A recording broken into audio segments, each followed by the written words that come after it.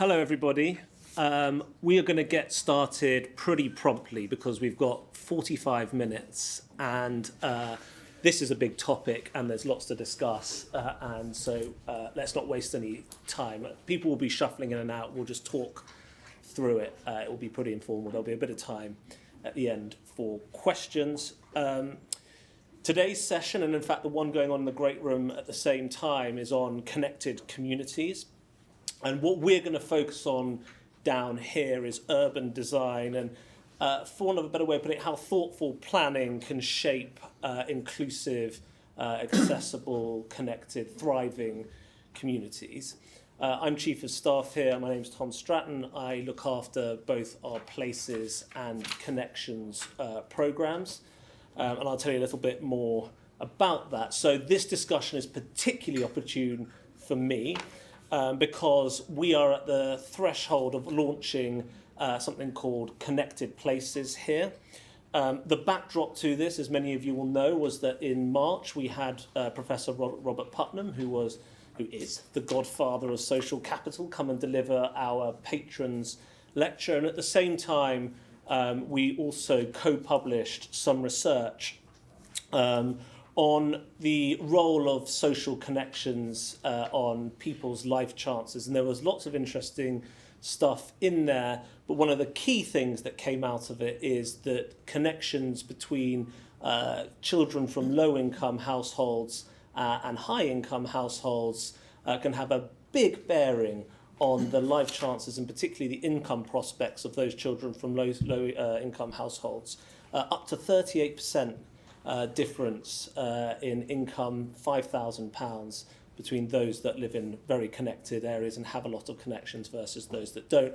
And we are taking some of the insights from that and trying to build out our understanding of both how you nurture those connections and the sorts of impact that they have. And we are doing that in conjunction with a number of places, one of which is Ealing, and we are lucky to have the Chief Executive of that council on our panel. So this will be really, really helpful. This is a fantastic panel to have this discussion.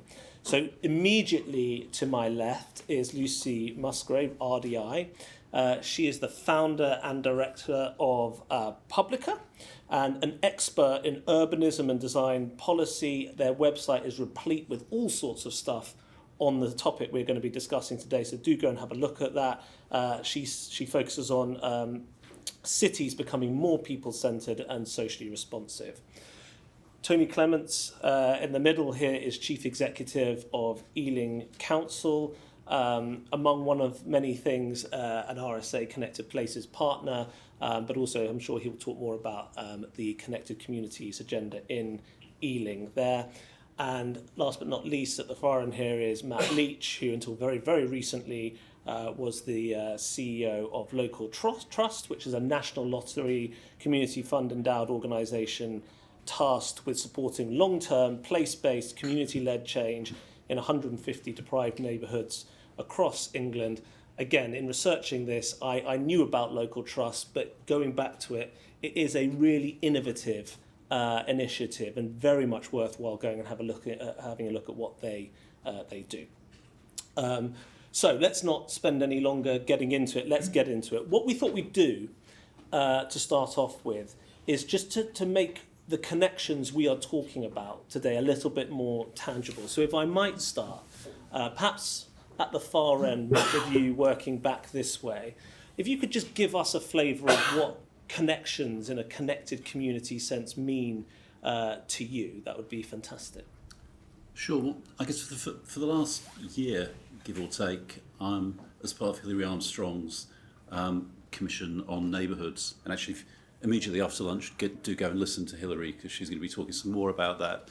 But also over the last decade as Chief Executive of Local Trust, I've been travelling the country, going to places and listening to people and trying to get a sense of the stories they tell, and often the stories that people tell in places, whether they're successful communities on the edge, whether they're coastal communities or failing estates on the edge of post-industrial towns, are stories that are based around notions of connectedness of identity, of coming together. Often they're stories which reach back into history, which tell stories about how people's identities have changed over time, but also stories of loss, because in many, many places, and I think it's particularly true in some of the left-behind communities or the mission-critical neighbourhoods which are furthest away from meeting some of the government's ambitions, you can see that these are places that have not just lost economic purpose, but also have lost social purpose, have lost places of connection. And as a consequence, their experience of deprivation, and indeed their experience of day-to-day life, is much less rich and is often much worse than other places that have those connecting enablers, whether it's transport to other places or community centres or pubs and clubs where people can come together. And I think when we think about connectedness, and particularly connectedness in the context of urban design, it's very easy to get focused on how you build things and what it looks like at the outset, to focus on ideas of public participation, connectedness to the design process on day one. But there's probably much less thought given to how people in those places connect on day 10 or indeed on day 1,000. And I think at the heart of any conversations about connectedness for me has got to be that thinking about what makes a difference in communities as they mature, as they succeed. And I'll just finish by saying, we've done a lot of research at Local Trust, a lot of work on the Commission, looking at connectedness as an issue, but probably the most compelling bit of research I've seen in recent years came from the American Enterprise Institute in 2019-20, when they surveyed tens of thousands of people across the United States to find out what made places feel normal.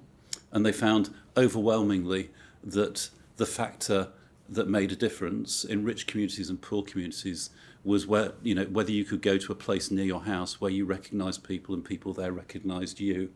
And that was that. There wasn't anything else to it. And they wrote a rather fine paper which named it the cheers factor. And then COVID happened and everybody forgot about all that stuff. And indeed it was pushed off the table. But I think we do need a bit of a cheers factor when it comes to thinking about this as an issue, and certainly thinking about designing new communities for the future.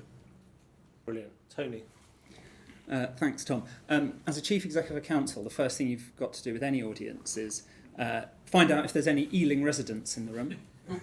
Okay, that's to see if the first question to me is about a pothole or a missed bin collection, but maybe we can do that. Maybe we can do that afterwards.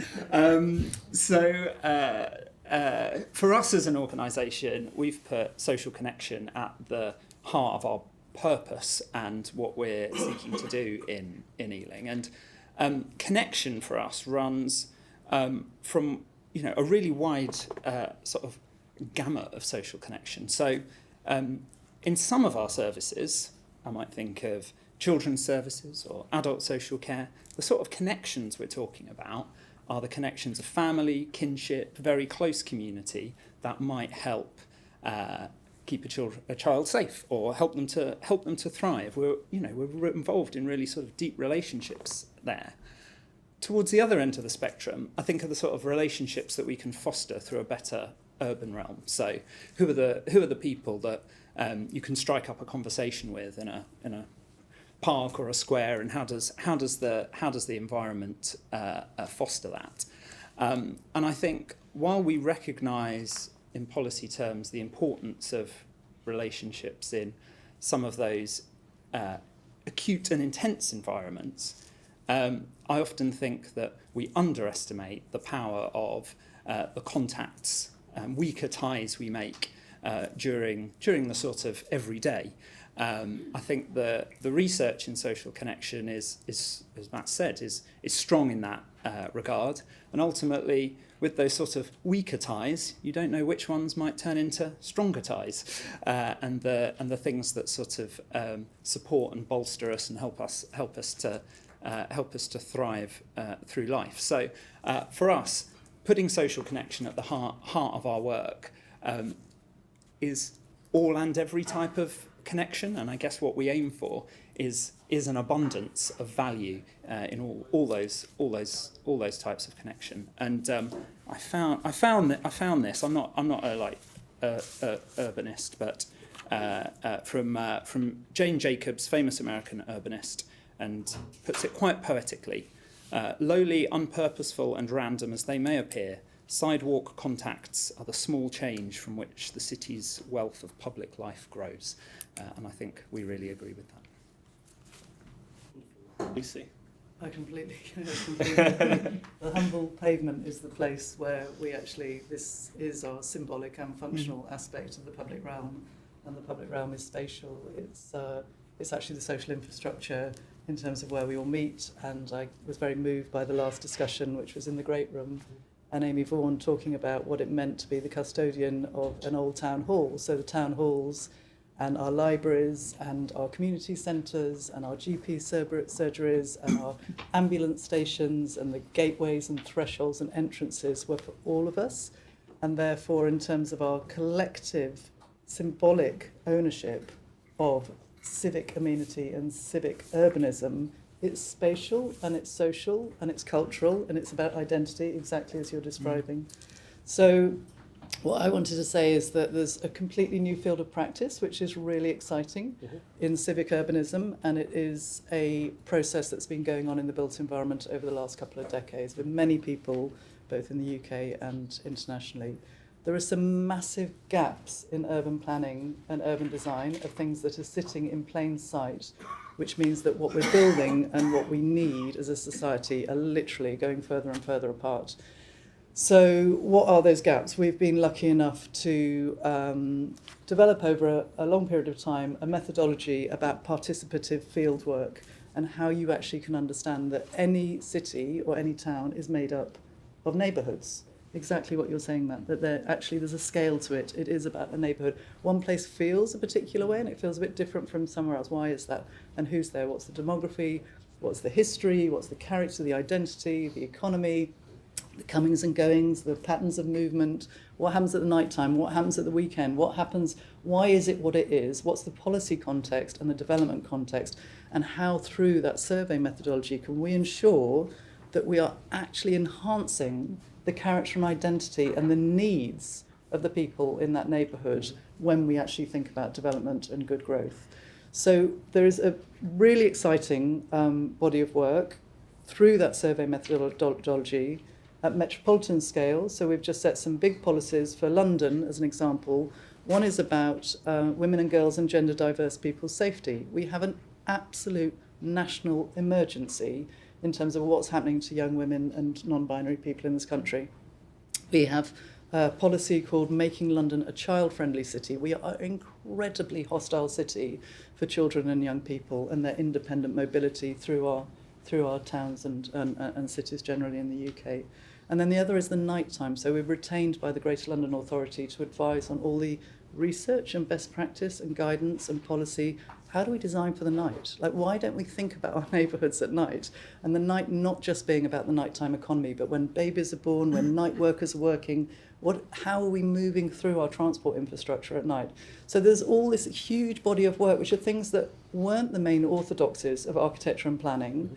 But if we're going to think holistically about the intersectionality between, social cohesion, about issues about the changing patterns of work, about the issues in terms of the climate and the impact and the transition to net zero, as well as health, which we've suddenly all become much more aware of, that how we look after each other and how we care for each other, this is a completely new field of civic urbanism, in my opinion, and it's very exciting and it's happening in this country. Want to come in on that, Matt? Yeah, so I'd absolutely agree, Lucy. And I think it's particularly in complex urban areas, getting a deep understanding of this stuff is vital. When you go to an estate on the edge of Rotherham or on the edge of Oldham or somewhere north of Hull, you find actually that it's much simpler than that. Connectivity is fundamental to those communities being able to continue, and it often amounts to there being a bus service after 5 p.m, which means that people on the estate can have a job. They probably don't think about safety other than not being burgled, because actually there's nowhere to go in the evening, so people are often stuck at home. So these are places where there might be low levels of trust, where they don't feel looked out for, because actually they don't have the social connections that come from having a shared pub or a club to go to. And I think when you look at the kind of, the impact of connection, particularly on things like, local authority services, often it's the arm round the shoulder in the community centre that prevents a mum who's having a bad week or a bad month plunging into spiralling into acute episode, which then means that social care costs, whether for the children or for the adults, falls on the local authority.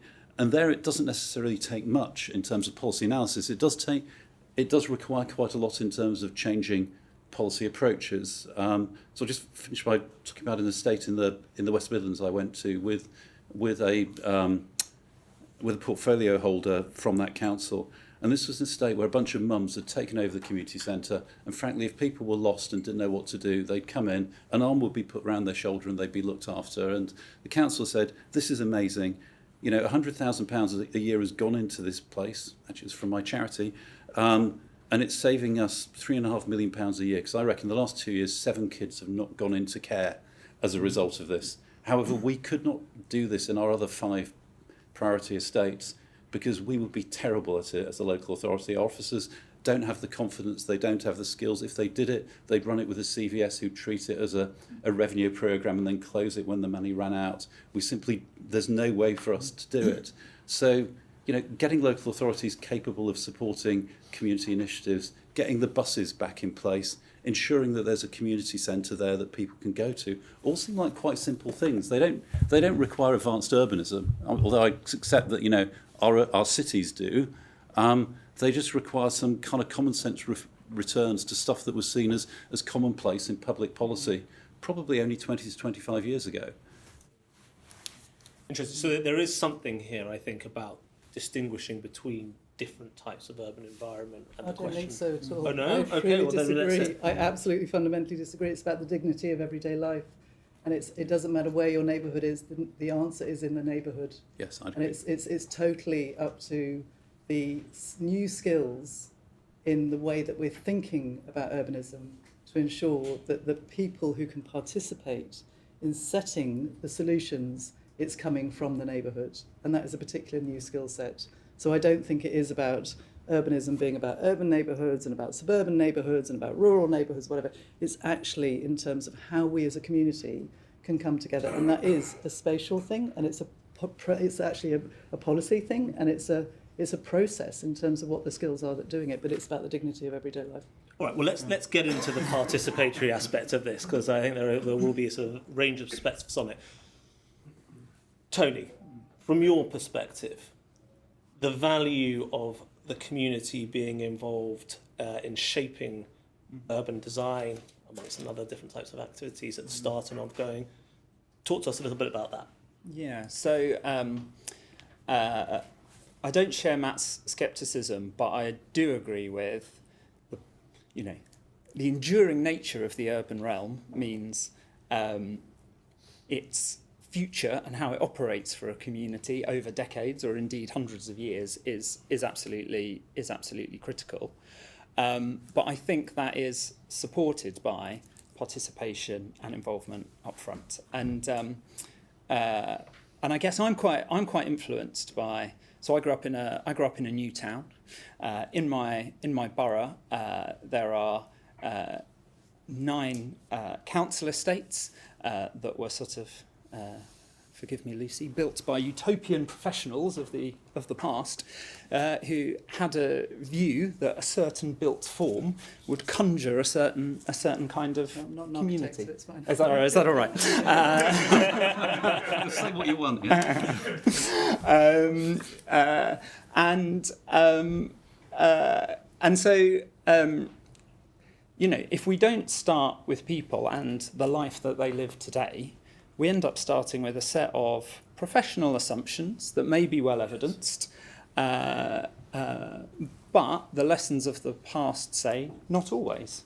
And when delivered on a large scale, typically people on low incomes, can risk being, part of other people's experiments. And so I think that participatory approach which brings in life as lived, is absolutely critical. And I think that is one of the safeguards that we can put in place, or one of the supports that helps maintain the sustainability of some of those places.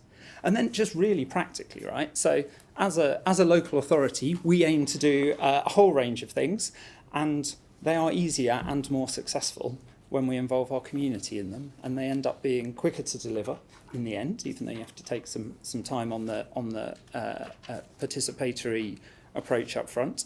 I probably won't go through them now, but we have examples where we have not done that well, and it has been to our cost, and we have examples where we've done it well, and even where the outcome might not have been hugely different, perhaps. The spirit with which people embrace the thing that's happened on their street, the thing that's happened in their park, I think gives that sense of connection from something new a real boost. Fantastic.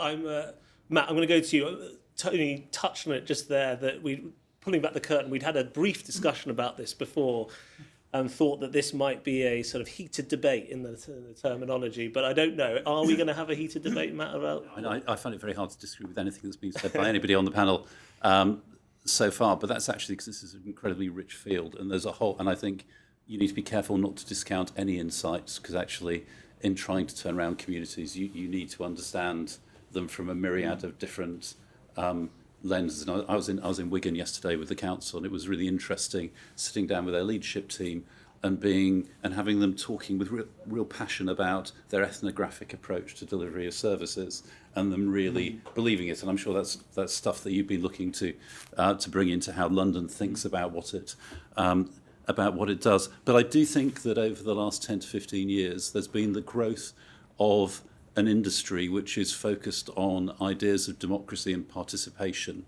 as a means of achieving change in communities. Indeed, there's some consultancies that have done hugely well out of it, and we've had some very, very uplifting conferences focused on it.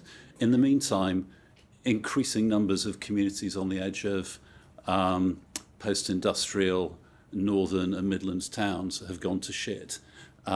This stuff has not made a difference, because essentially it's been a participation as imagined over the last 10 to 15 years has been about effectively putting a costume on top of stuff that the state is doing at a time when the state is struggling to do anything at all, where its ability to actually do anything other than its statutory obligations has almost entirely been removed. And it's ignored the major challenge in many places, particularly deprived communities around the country, which is that these are places that are suffering from a chronic lack of resource coming into the system as a whole.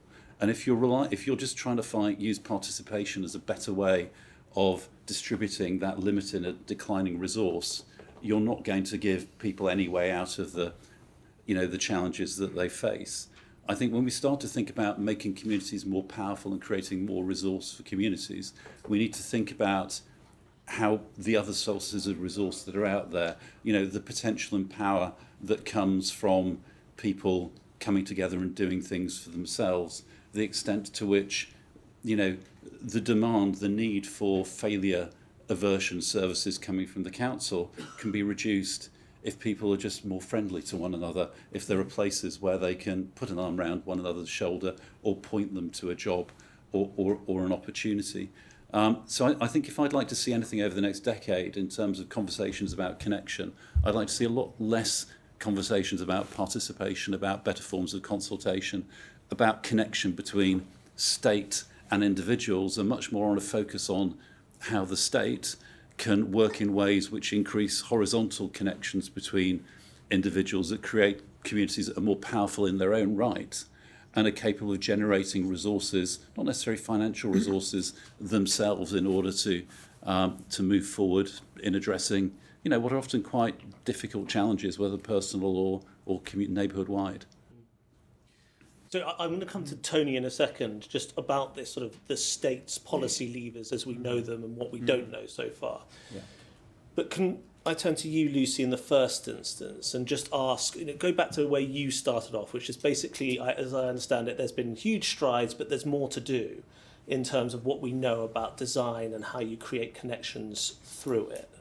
Tell me if you can obviously tell me if I'm wrong. And I wonder whether you might just sort of in a potted way tell us, what are one or two of the big strides that we have made over the last 20 years in understanding this stuff, and what don't we know so far from the point of view of a practitioner?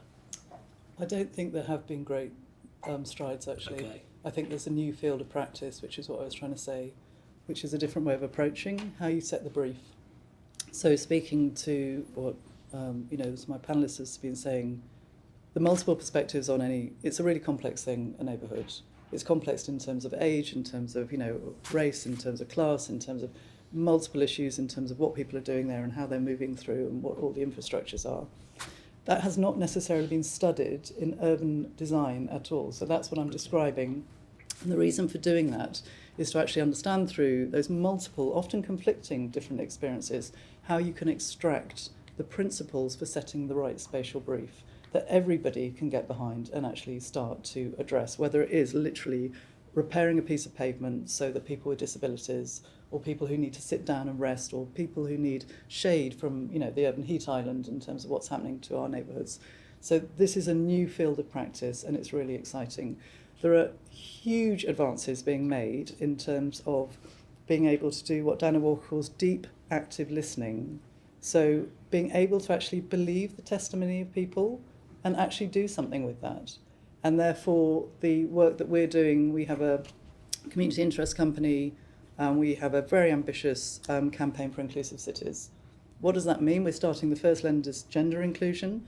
How can we listen to the actual experience of women and girls? So the City of London Police, for example, want to be the most inclusive police force in the country. Who knew? Great.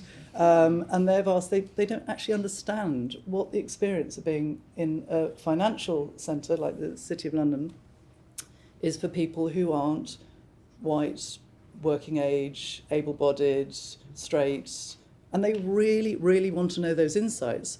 The work that we're doing on gender inclusion and access inclusion in terms of ableism has been picked up internationally, and we're now advising 17 cities around the world. One of them is Bogota. We've just been working in Bogota. It's one of the most pioneering and incredible cities in the world. Bogota realised that actually care, in terms of the care system, isn't really working in Bogota because the majority of care workers are very low income. They happen to be majority female, and they're actually not looked after. It's completely unpaid work. So what they've done is they've built 20 care blocks so the carers are looked after. And what happens when you walk into a care block is that your dependents are looked after. So whatever you're responsible for, if it's children or elderly people or disabled people, they're all looked after beautifully. And then you are looked after in terms of education training, psychotherapy, legal aid, GPs, surgeries, art classes, laundrettes. You can leave literally 40 kilos of your dirty laundry that you might have had to do, and that would have taken up how much time in terms of your time poverty, and it comes back the next day completely clean and ironed. So the fact that they've built 20 care blocks in a whole city to think about how a city functions is a universal agenda, and our job in Bogota was asked, how do you take our concept of care and put it into the new metro and public transport? Isn't that an interesting question for actually, we've all got transport infrastructures, we've all got unpaid work, we've all got time poverty in our different conurbations, and how do we actually spatialise that and make it part of our civic leadership? So I'm describing an example of the new field of practice, which is really dynamic, and I think a completely different way of looking at some of the things that we're trying to do in terms of outcomes and what that means in terms of process and what it means in terms of policy. Fascinating. And so, Tony, from the point of view, the perch of someone within a state authority who has centred connections, to what extent do you feel, you understand the levers at your disposal for creating the horizontal connections that Matt described, and to what extent not, I suppose? The extent to which we understand them. So I guess let me start with, I think the key thing to focus on in this space is practice rather than policy. I'm not sure we need loads of new policy. How we do our job within the sort of existing framework it might be limited, but there's still plenty of scope within it. I completely agree with Matt's point about the horizontal ties, and one of the things that the state is guilty of is privileging the state in these relationships. The most important thing is we trust our citizens, yet we often have a preoccupation of whether our citizens trust us. But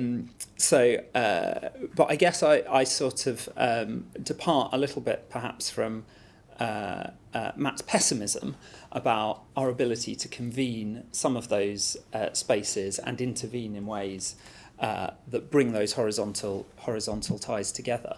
But I think it is an experimental space still in lots of ways. So that's why our sort of watchword is abundance, really. We want to try lots of different things and have a serious approach about evaluating them to see what really does build those connections and those positive connections, and in particular, positive connections for those who lack them and experience sort of inequalities. So I think we know perhaps more than we give ourselves credit for, but often that knowledge lives in the practice, often of frontline workers, rather than perhaps in some of our sort of managerial theory. I guess I'll finish on a last point about sort of risk. We work in quite a risk-constrained environment with lots of assumptions that, every interaction I have with the government is along the lines of, don't screw it up and how are you managing risk, rather than pressure or encouragement or incentive to strengthen and enhance the communities that we work with. And I think probably that is the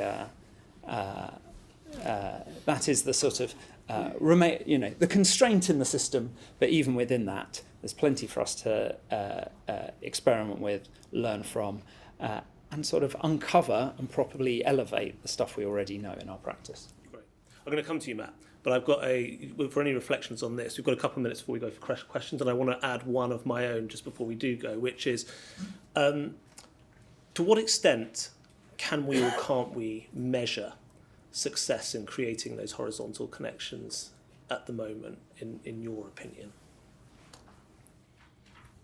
I think you can certainly, if you're willing to look at a human scale at individual communities, it's fairly easy to spot those places that have strong social connections and that those don't. So I think that there is a bit of a kind of look and see, and don't try to over intellectualize about it. The places that have community centres, that have community gardens, that are places where people can come together. Often people come together in them. We don't need to go down and fill out a tick box in order to provide a return to the local authority to know that it's the right thing. But there have been some interesting bits of work looking at the relationship between the density of places that enable social connection and social outcomes. So local trusts work on left behind areas showed that if you overlay a density map of access to social infrastructure on top of the index of multiple deprivation, you pretty much end up with a map of the places where reform are growing in strength at the moment. It's a map of the places where people feel angry and disaffected and let down by the social settlement, quite rightly, that they're experiencing at the moment. And if you look to the States, you see people like Daniel Aldrich, who actually was in the RSA meeting with Andy a few weeks back. You can see some academics are starting to look at ways of measuring the social fabric of cities in an affordable and accessible way. So in the past, the challenge with measuring social capital, measuring social connectivity, is you ended up having to send out thousands of postgrads with questionnaires. And by the time you've done them, you've probably run out of money to come up with a solution. When often the solution is very, very easy. Open a room where people can come together, provide a very small amount of resources so that people can make one another a cup of tea, stand back and let the magic happen. Great. All right, we've got about 10 minutes for questions. That's been a really rich discussion, so I imagine there will be a few. So can I ask that they are reasonably punchy so we can get through a few of them, and maybe we'll take them in batches if we can. So I saw there was, Sophia's here with the mic, and we've got one up there. So we'll start at the back there, lady in the orange, and then we'll come down to the front here for the second. Thank you, that was really interesting. I'd love to hear you talk a little bit more about integrating ecological design principles into the urban environment, because I'm often frustrated that it's often just seen as let's increase access to green space, but that's such a one-dimensional way of looking at the poverties that we're all experiencing in terms of access to nature. How can we integrate better food systems into urban design and connection relationships, not just through having a park, within 5 minutes walk, but really how can our relationship to nature and ecology relate to urban design in a more forward-thinking way? Great. And your name, if possible? Elsa. Elsa. Great. Thank you, Elsa. And then down here at the front.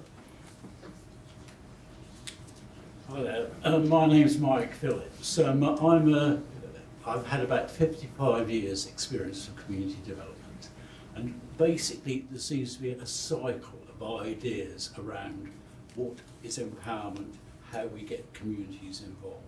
I think we've got to I think they're starting to re-emerge. One of my questions is, how do we actually make community development something that people recognise as a positive contribution? I don't think I think that the Conservative government totally ignored it and destroyed it. There were agencies in about 2010 that were actually looking at and working on community development. A lot of the ideas that Matt has, these ideas seem to re-emerge from time to time. I mean, lack of funding, they go back down again. We need ways of actually developing some sustainability about the importance of community development. Wonderful. All right, let's take those two. So we've got baking ecology into our urban design in a more fulsome way, and breaking cycles of thinking on recognising community development. Anybody want to take any of those off the bat? Lucy's nodding. Well, both actually. But, so in terms of resetting our hard and, unrelenting fields and fields and fields, square miles, in terms of the landscape that we're creating and have created, mainly for the private car, and how we're resetting that is an incredibly exciting moment in terms of resetting whole communities, neighbourhoods and districts. So at the moment, if you look at, London has something called the Green Grid, so it mapped out probably about 12 years ago, all of the blue and green spaces in London. That has changed dramatically because now there's this huge layer of people growing food and community-based gardening that has completely exploded in the city. So they're just redoing the policy at the moment. And I think anybody involved, and in fact, if anybody has a chance, locally, we were asked to set the vision and strategy for removing the one-way traffic gyratory at Aldwych Strand. One of the reasons for doing that was it was a place where people were killed, there weren't enough crossings, and the students from the London School of Economics and the students from King's College weren't allowed to use each other's campuses because it was so dangerous crossing the road.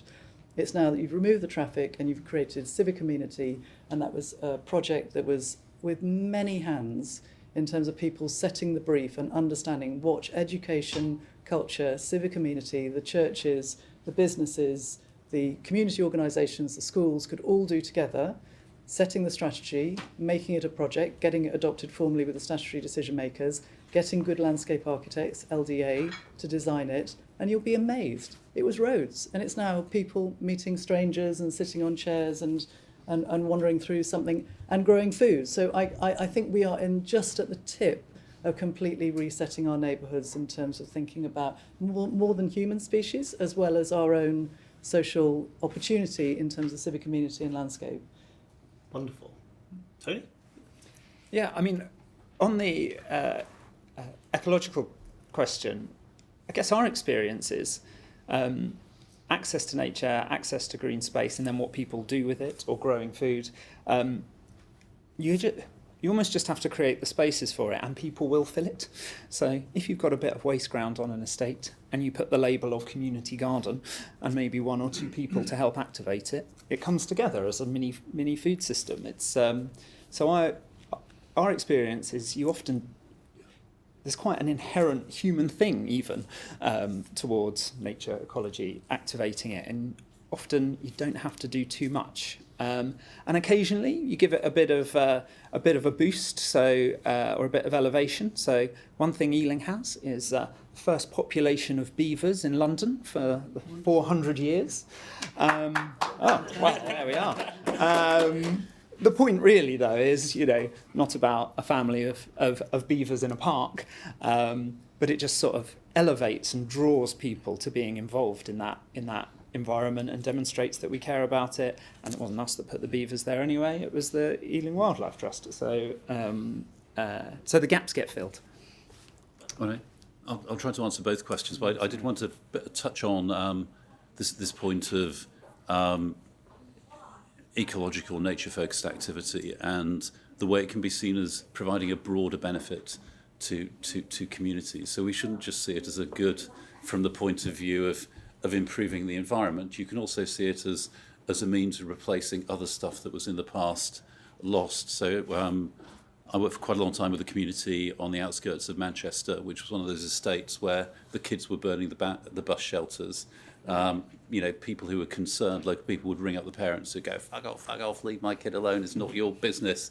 And the burning would continue. And the community organisation over 10 years just patiently put grow boxes on every street and came out every weekend and grew stuff and invited people from the houses to come and similarly grow with them.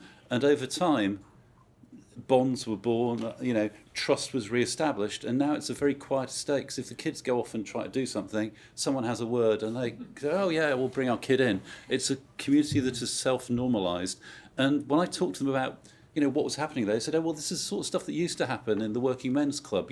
One of the dads would have a word about what was happening in another family, and then a mum would be told and somebody would go and sort it out. But with deindustrialisation, the loss of the shared workforce, the trade unions, the pubs and the clubs and the meeting places, the committees, all of that was lost. And what's really interesting is how, on the face of it, an eco initiative is actually putting back in place those community links that are necessary for anything to happen. But I think you're right that a lot of the skills to do that have been lost, and I don't think it's a cyclical thing. I think we've just gone through a very peculiar kind of interregnum in terms of policy and practice, because probably for 50 or 60 years until 2010 there was a cross-party consensus on the need for community development and the need for neighbourhood-based, place-based, area-based initiatives, whatever you call them, and there were a skilled set of people who knew how to do that. We call them community development workers. Sometimes they were quite difficult to deal with. I'm sure you were great, but they were passionate and committed and deeply skilled.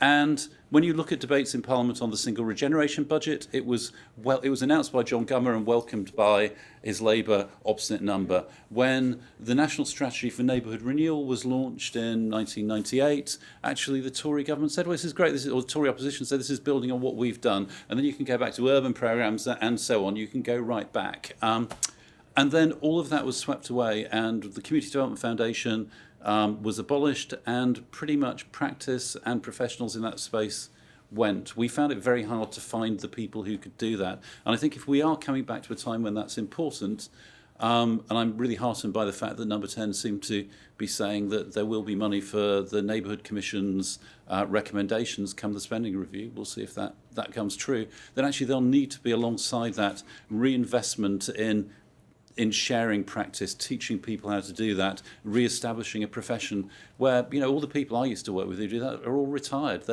You're probably one of the youngest I've met recently, and you make me have to come back into... We need to get we need a mic, but actually we probably should. So Lucy's going to come. I'm going to have one more. I'm going to get skewered for this, but I'm going to allow one more round of questions, quick fire. But Lucy, you just wanted to say... I think that we're running a real risk in terms of actually further breakdown. And when we were doing the work on the 17 cities and the gender inclusion, we went to Louisville, Kentucky, and we worked with a whole bunch of teenage girls there. And to my horror, teenage girls said that their public realm was sitting in a parked car and an empty lot. That was because of gun violence. And actually, it really was a wake-up call in terms of actually what are we doing if you can't even walk from your house to a parked car in an empty, derelict lot because you think you're going to get shot. And when we were doing this workshop, I picked up afterwards all the pieces of paper with these teenage girls we'd asked them to imagine what their parks and their streets and how they were doing these beautiful collages and these incredible presentations. And I picked up a post-it note and it said, I don't know who this is for. And then I picked up the feedback form, because some people have filled out the feedback form, and it said, I don't know who this is for. And it was the same handwriting. And then it said, I've never thought about streets or parks before. And then it said, I want to be an urban planner. And actually this energy in terms of just opening up the conversation and listening to people's experience and giving people a chance to actually provide this new skill set, I think, because it's nearly broken. I'm a child of Thatcher, and I've been watching decade by decade everything being decimated and stripped away. And we're now so close to the breakdown of everything that I think that there is a resurgence in terms of a younger generation saying, I want to be an urban planner. Okay, I'm going to allow one more quick fire question. And there's this one in the middle who's caught my eye. And maybe as you respond to it, you can also sort of provide some closing thoughts, panel. Hi, this is on. Can you hear me? Hi there. Thank you so much for such an interesting conversation. And I'm from down south, but I live up north. So thank you for mentioning the challenges that we are experiencing in the north. They're approaching things in a slightly different way there. I'm from Preston, which is famous for the Preston model. That's where I live. And at the Convention of the North earlier this year, several of the leaders from various authorities were talking about the devolution that's occurring up there at the moment. And it's a scary time, but it's also exciting because there's lots of opportunities. And what they're doing in terms of connected communities is not just thinking about what they're doing within their cities, they're actually looking at how they connect those various cities to improve opportunities for employment, for tourism, culture, etc. So my question is, I suppose, around, based on your experiences in your various fields, what are the key things that they may need to be thinking about in terms of how they create that interconnection between those cities? I'll start with Matt, and I'll work my way back this way, if that's all right. I think when you look at lots of the towns and cities, the towns particularly in the north of England, post-industrial places that lost all of that fabric and infrastructure that defined them in terms of economic purpose and created social connection, what that did often was kind of strip out the heart of what they were. You can go to many places and find that there are people living in estates which aren't connected to the centre of town, in towns which have very little character because there's a few chain shops and there's no sense of, localised identity. But for those places to change, they need to be connected to the cities at their heart. I mean, you can see that in terms of, the mission of the Greater Manchester Combined Authority. You can see it in the ambition of some other combined authorities. And I think to do that, you need to start to think about how you create those places. You need to create those towns as places which have value in their own right, that aren't just satellites, but which are places where people will want to travel to and from, which become part of a much greater kind of urban family.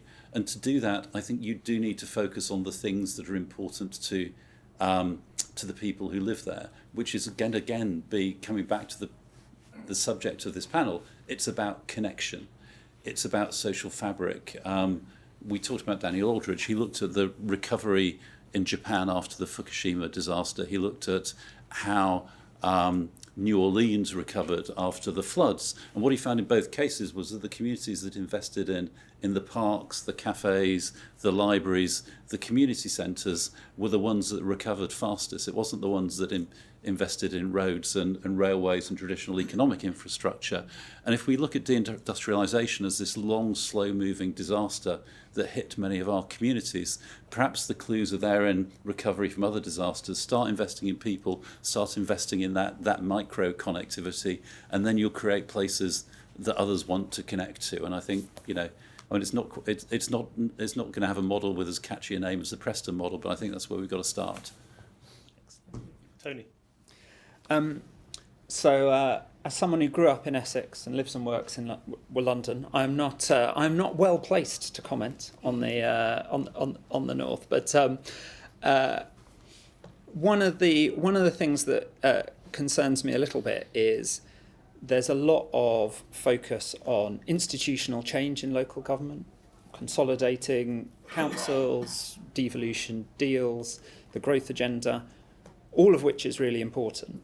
But if you think about, say, the way Matt described the community centre, where prevention from crisis happens because someone's putting someone's arm around someone, and then the interaction with the state, is there needs to be something more in the reform and innovation space at the front line of practice in communities. And I do have a slight anxiety that some of the bigger institutional movements that we're experiencing at the moment are maybe displacing some energy that needs to go into that. So, as you'd expect from local government, I completely believe in devolution and passing power down.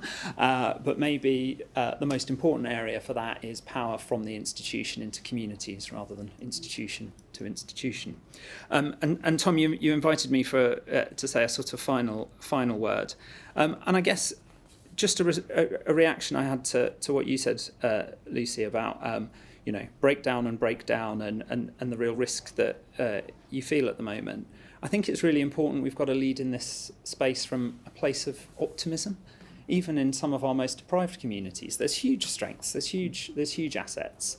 At the Patrons Lecture, Bob Putnam was talking about the collapse in trust in the United States. Actually, trust in each other has collapsed nowhere near as much in the UK as in the US. So I think we've got to lead this from a place of hope and optimism and a recognition of there are so many strengths still in British communities, British societies, and elevating and expanding on them is a hopeful path forward. So. Wonderful. And Lucy, take us home. Well, I actually came from the West Midlands. I didn't come from the north of England originally. And what I do know is that actually all of our infrastructures in terms of the spaces in between buildings need to be rethought. We were lucky enough to work for Lancashire County Council on the Leeds-Liverpool Canal. There's an incredible landscape there, and there's an incredible needs assessment. So economically, using culture and heritage and some of our infrastructures around water and from previous generations, or actually from 200 years ago, how can you reset that? And that's been incredibly exciting to think a bit more expansively about how different towns and conurbations link up using infrastructure. I would go back to the point about the humble pavement, though. And our work in Greater Manchester has been, and just to mention something in terms of leadership, in terms of government programmes, after Sarah Everard was murdered, the Home Office put up some money called Right to the Streets, and any local authority in the UK could apply for it. Everywhere in the UK that received the money put it into more CCTV, drug spike tests, some more police activity, except for Greater Manchester. And Greater Manchester said, no, we're not going to do that. We're actually going to think about how we're designing and planning a city in a completely radical way. So I do think in terms of a whole energy, in terms of creativity in local government with new combined authorities, as well as the reuse of old infrastructures and thinking about who's involved in that conversation and how we can be more ambitious, as well as right down to the humble pavement, that actually we've got some infrastructures that we all share and we just need to actually make them more accessible for people. Brilliant. I might just add one thing on, because I didn't plant this question, I promise, but we at the RSA have also been thinking a little bit about how we don't get too consumed with administrative boundaries and we try and respond to the needs of our economic geography. So we produced a report called Creative Corridors last year, which has led to an initiative called One Creative North, which is joining up the creative industries across the north of England, and it's a part of this thinking, I think, and we'll be producing some more work actually in the coming weeks on how we can think of the East Coast, the entire East Coast of the UK as a single entity, that we think about how we make the most of it when thinking at that level of geography. So from our perspective as well, it's hugely important that we think in those ways as well. Right, we're way over time. So can I just ask you all, this has been a really rich discussion. We will take this material and rewatch it, I think, so that we make sure we take every last drop from it of useful insights. It's been hugely rewarding. So can you join me in thanking the panel?